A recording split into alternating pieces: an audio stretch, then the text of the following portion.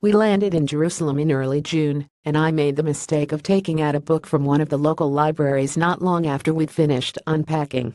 And so, not surprisingly, after I'd barely gotten past the first chapter, the book got lost in the cosmic vastness that astronomers refer to as the Big Balagan. I turned over the room, where I'd last been reading it, but nothing.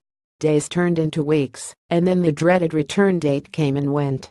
To make matters worse, this wasn't just any book, but the nonfiction bestseller of the year, Mitchell Goldman's Milk at 67 Catch 67, New York Times author interview here, and I imagine that with each passing day, more and more people were putting the book on reserve. Gulp. But it had to be somewhere in the house. Alas, weeks turned into a couple of months, still no book, and I began to fear that at some point, it had somehow been thrown out with last week's newspapers.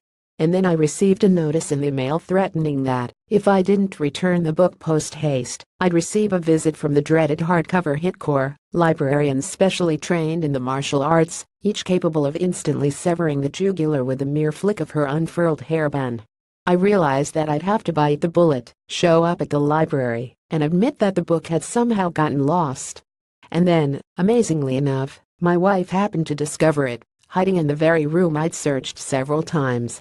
I still had to face the music, though, and as I drove to the library with the Twonda Helfman's overdue book on the seat next to me, I expected that not only would I have to pay a fine that would probably exceed the cost of the volume, but I'd also probably be wrist-slapped and tongue-lashed. Maybe even horsewhipped, book-bunted and hit-it as I parked across from the library, ready to face whatever fate had in store. I realized that the only way I might get out of this unscathed would be if we're somehow to avoid Sourpuss, the senior librarian, and deal instead with her assistant, ever-smiling elderly person. As I entered the library, though, I saw to my dismay that Sour was behind the main desk, whereas Ever-Smile was off to the side researching something on one of the library's computers. But as luck would have it, there was a gentleman in line in front of me, with a complicated request. He and Sour proceeded to walk off together into the bowels of the library, and Ever-Smile, seeing that the front desk was unwomaned, hied over to help me out. I sheepishly explained the situation, while handing over the book, and without so much as a hint of a scowl crossing her face, she wordlessly took it from me, entered the book's information into the library system, and blandly announced that I would have to pay a fiveshikel nas, a fine of a somewhat over $1.25 at current exchange rates.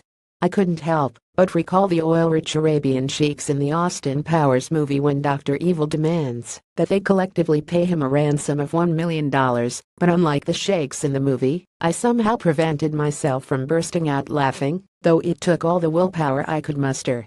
Still, I wasn't entirely out of the woods. I searched my pockets for a fiveshikel coin, and came up empty.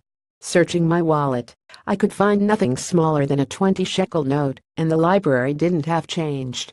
So Ever-Smile called over Sour to see if she could help out, and as the latter approached, I expected that she'd spot the book on the table, realize what was going on, and scream, "You're getting off with a mere fiveshikel nas, why, we've put miscreants like you in front of the librarian's firing squad for less begging, or I may decide to unfurl my hairband in your direction." But she simply took the bill, fished out a 10 and 2 fives from her purse, and gave a 5 to Ever-Smile and the rest to me. I quickly absconded from the premises. So my New Year's wish for you, dear reader, is that if during the course of 5778 you should find yourself in deep doggy-do anticipate being in this situation, may it turn out to be a mere tempest in a teapot, or if you so prefer, an inverted AeroPress filled to the brim with premium coffee and water just off the boil, gently stirred. And may your book of life be a riveting bestseller, all of whose chapters finish on a joyous up note. Shana Tova, like us on Facebook, get our newsletter, follow us on Twitter,